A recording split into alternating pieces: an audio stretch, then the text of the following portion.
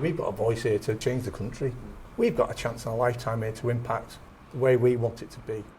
Makerfield, a collection of villages and towns, now the unlikely centre of British politics. Next week, voters in this constituency in the northwest will be going to the polls in a by-election far bigger than just this place.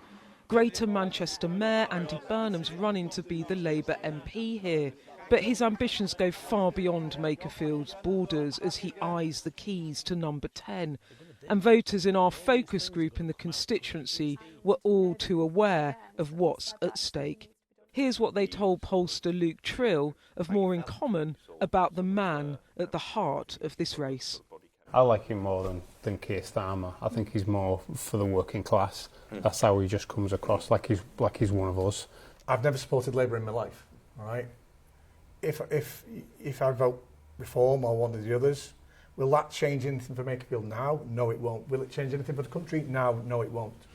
If I lend Burnham my vote, which I'm leaning towards, it can impact Makerfield now because I think he's from round here. People who I've worked with are quite split. It's a profession that you wouldn't expect them to go certain ways, and quite a lot are anti-Andy Burnham. What's the frustration with him?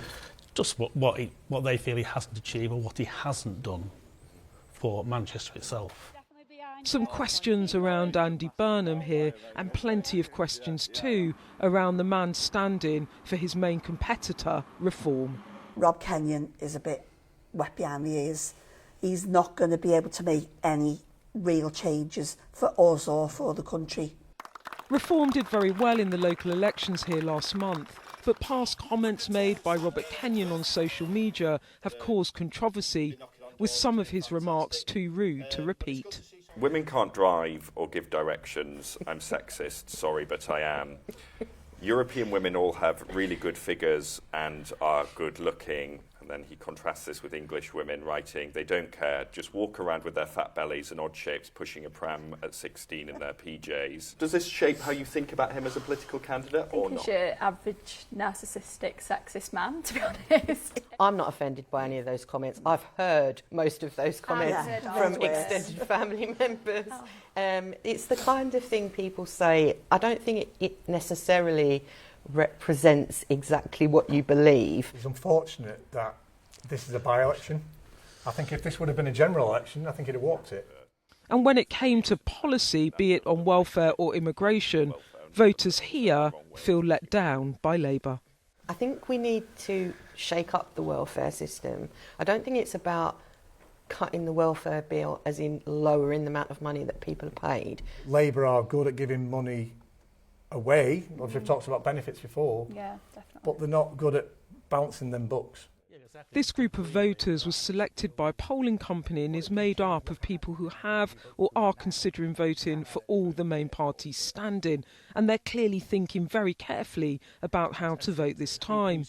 But our panel had little to say about the other candidates. I think if we could get the Green Party in there, I think they do a lot of good, and I think in other areas they've done a lot of good.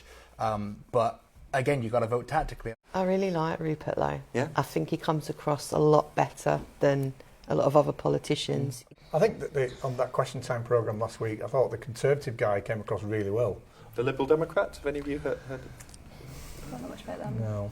This is undoubtedly the strangest and perhaps most significant by-election I've ever covered, in which Andy Burnham is asking voters to choose him as the Labour MP in order to try to unseat a sitting PM. And listening to our focus group today, my main takeaway from the conversation is that there is very little love lost now between this group of voters and the sitting Labour government.